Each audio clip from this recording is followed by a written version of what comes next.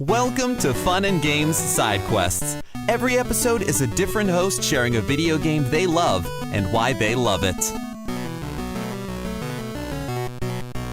Hello everyone, my name is Jill Grodt, and this side quest is going to be all about 2022's best game, Tunic.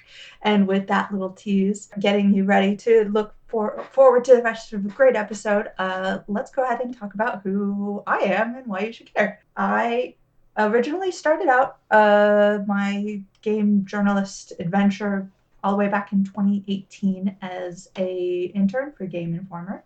And then several years later, after freelancing a bit, which is always a fun experience, I got hired at Game Informer. It was my dream job. I absolutely loved doing it. And then unfortunately, the outlet got hit by layoffs, and it broke my heart. So I decided to leave on my own and start off a new adventure, which is the Indie Informer. I've started my own site that's all about indies, and I'm just trying to spread the word. There are all kinds there. There are huge kind of triple I indies and some that barely have any recognition at all, just trying to spread the word about everything that's awesome about these independent creators and the things that they create. So that, and you can find all of my information, and you could either go to the Indie Informer website. I worked very hard on it. Or you could check out me. You can check out my Twitter at Finruin. That's Finruin. I post all of my stuff there, and you'll probably see more than a few things about Tunic, including there's a plushie coming soon. That's a good segue, I think. Let's talk about the game itself. Tunic is a action adventure, sort of very inspired by Zelda in spirit and the Souls game sort of in combat. So that's a pretty good high level. If you're very interested in either of those things, I recommend you check it out. The kind of appeal beyond that is this is a game for someone who wants to kind of go back in time and have that experience again of being a child and picking up your first game and not really knowing how everything works, not knowing how exactly what you're supposed to do, but feeling that awe and wonder of gaming, which as a game journalist for many years, it can be kind of difficult to have that spark for many games, because typically you go in and you're like, okay, I understand themes and motifs and gameplay and what they're going for here. And you usually don't get a lot of major surprises. But Tunic is really one of those games. It's such a rare thing because it is genuinely about discovery, and it's about you discovering things. It's about you, the player, not just the protagonist who is unnamed and is a fox. It's really about you pushing the boundaries and discovering things and making your way through a world that seems mysterious and is not explained. This is not a game that holds your hand in any way, which is something I truly do love. But usually when you hear that phrase, it's from the standpoint of someone trying to say, oh, it's so hard. This game is not particularly difficult. And in fact, the creators' Tunic team, led by Andrew Shouldice, created this game to be very accessible. So it does have things like immortality mode, where you can decide that you never want to die and get through the bosses and get through all the fights and never have to deal with anything like that. And that's, just so you can see the narrative, which again goes places.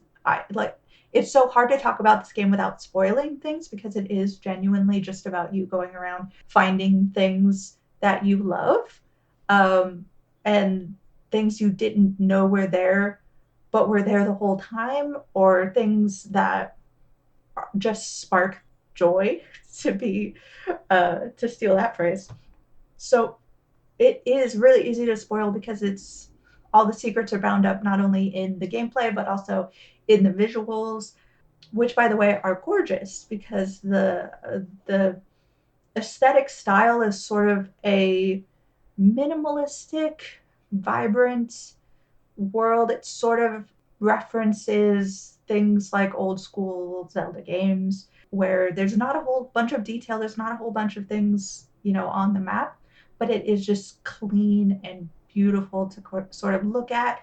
The soundtrack is so amazing and it adds to all of this as well because it is soothing and calm and chill, but it's also just beautiful to listen to, and it makes this really great contrast to the combat, which, surprisingly, from the visuals that you're seeing and the music that you're hearing, the combat can actually be quite difficult. It can really destroy you. So it is this really fun mix of things that you're not ready, or might not expect from what you're seeing and hearing initially.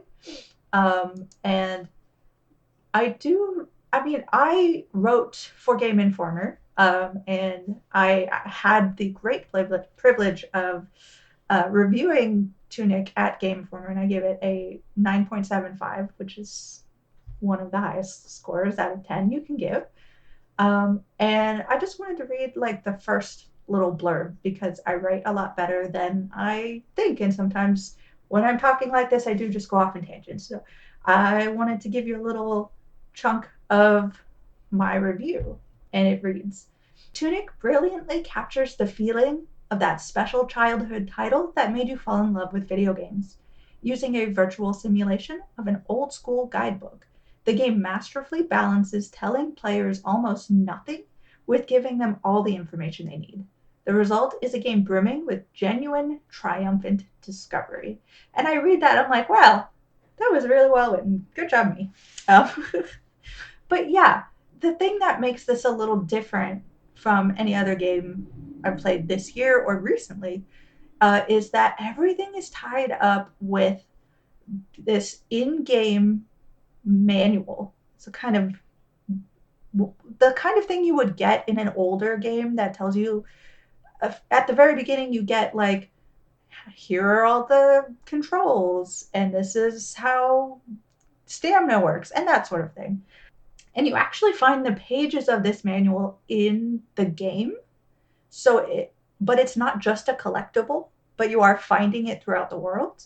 And every time you pick something up, it reveals a little bit more and a little bit more of what's happening in the game or what might actually be going on, or like, yeah, a little bit of the backstory, but also just mechanically speaking, what's happening. Or the game has so many secrets and you can really find them all in this manual, but sometimes they may not be 100% easy to find, even though they're right in front of your face, because the manual itself is written in a sort of what seems at first to be a gibberish language. It is not English. It is not any known language.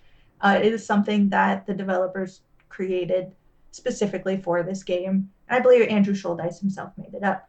So when you read it, you don't know what is happening. You don't have any idea what's going on in this game. You just see a bunch of gibberish. But then you can kind of go through and see pictures, and there are some English words scattered in there, so you can kind of piece things together. And it makes for that, again, that kind of kid picking up their first game and looking on in awe and wonder and not really know what's going on feeling, because you are you are not being told what's happening. You're not told where to go. You're not told how things work. But at the same time, if you're looking at that guidebook carefully, you are being told all those things. And it's just an amazing, amazing feeling to discover something and to figure something out completely on your own, and putting all the pieces together is all on you. And when you get that, it's just like, wow, I, the player, feel great about what just happened. And a lot of times you don't get that in games. There's so many games where if you don't get the answer, straight away, you get some kind of dialogue saying like, hey, have you checked out this yet? Or whatever. This game is absolutely not that. But it avoids being frustrating because there's just so much to do. If you ever get stuck at there are bosses in the game, and they can be very difficult, but if you ever get stuck at them, don't beat your head against the wall. Just go explore another avenue. There are branches upon branches upon branches, pathways to take, and worlds to sort of run through and explore. There's no need to ever be frustrated or stuck. The only times I ever experienced anything sort of like that is nearing the end, where obviously you don't have the ability to go to new places because you've almost found everything. And there's a lot to find. This game is about secrets. I have spoken with Andrew Shouldice and the whole Tunic team, who were very lovely. And the game is built upon being secretive. There is a baseline play, a fun action adventure game with some cool narrative twists and some fun gameplay, but there's nothing necessary. Like, you don't have to dig deep into this game to enjoy it. But if you enjoy digging into games like this, like, keep a notebook with you because you're going to start noticing things. So if you write that down and you're going through and you realize like, hey, this connects to this thing. What is this? I try very hard not to spoil anything, but there is one particular situation I like to talk about when I'm explaining this feeling in the game. When you get items, and there are items that, consumable type items and kind of special items that you get throughout the game, you don't know what they do. And I love that. And so in order to figure out what anything does that you pick up, you have to use it. And you should use it. Don't hoard anything. There are actual benefits to using items. If you do use an item, use it with enough space around you in case the item happens to be explosive, because it will hit you. But my favorite moment with an item was a sort of coin that I picked up. And, like all items, I was like, okay, cool. I've got this coin in my inventory. I'm going to map it to one of the buttons and see what it does. So gave myself plenty of room, hit the button, and nothing happened.